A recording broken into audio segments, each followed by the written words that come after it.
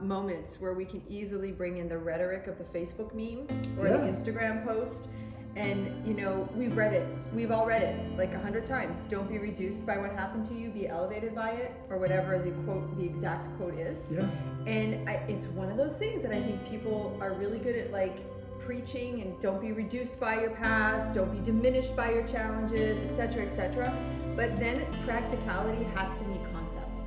You know, action has got to meet concept. And I think that this is, I mean, if I were to be completely blunt, this is the reason we created our 4-pillar system, because we observed in the personal development industry that there was this want for something, and then there was this like where you're at and the goal, and there's this huge gap of people not getting there, and we worked to find the reason people weren't getting there. Sure. And so I think the reason, like, I actually, you know, I don't look down on the people who preach the rhetoric but don't do anything with themselves, because I just don't think that they know how yet, right? I agree with that. So don't be reduced by what happened to you, be elevated by it, go after that next level, right? Interestingly enough, by the way, you're talking about like epigenetics and all that stuff.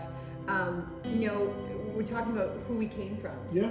I'm, for those of you who do not know, because I'm very proud of this, I am of Viking descendant. Like legit. Like I've got Viking blood inside my body. Legit. And like so much so, like there's a lot of people who might look at Vikings as like ferocious and evil and etc., right? But they'll look at it as a negative.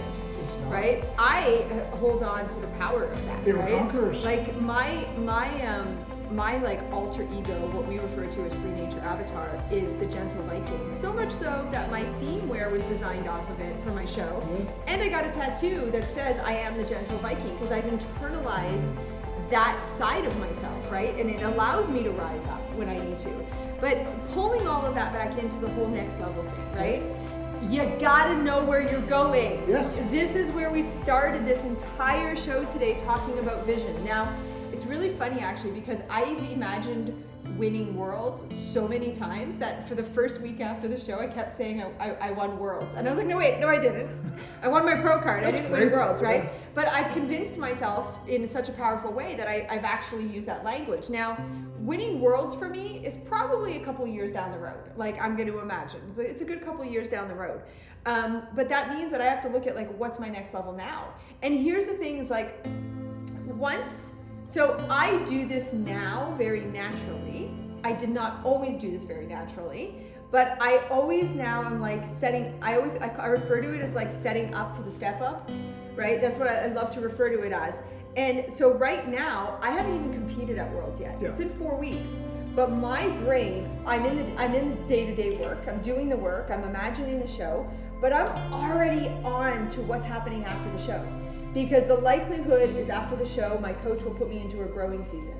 And inside of that, I know that my next level exists in that growing season. Because for those of you who don't know, as a physique athlete, your body's actually made during the growing season, not the cutting season. So I've already started to strategize, how do I want to do my growing season better? How do I want to feel in it? What do I want to tell my coach I want or don't want? What types of things do I want to execute? Like, what mindset do I have to shift into?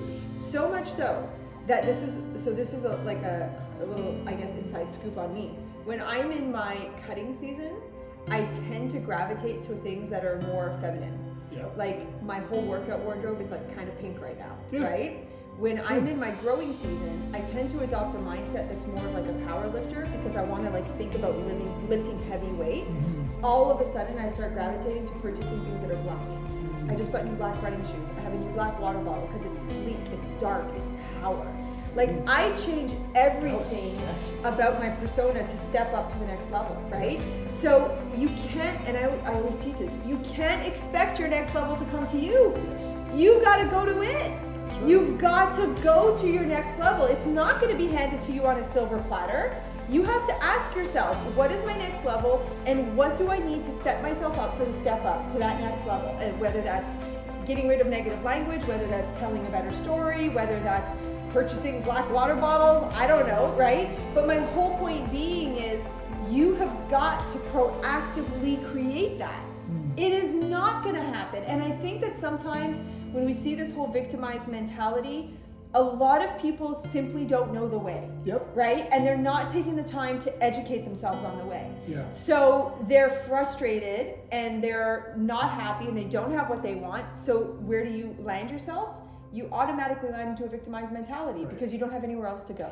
It's worth noting, and I really hope this was clear, I'm not demeaning people who have victimized mentalities. I often believe that they're there in large part because of influence. Yeah. The people around them, the cohorts that they're most influenced by, i.e. their 5 or 6 closest friends or family members, that's usually the reason.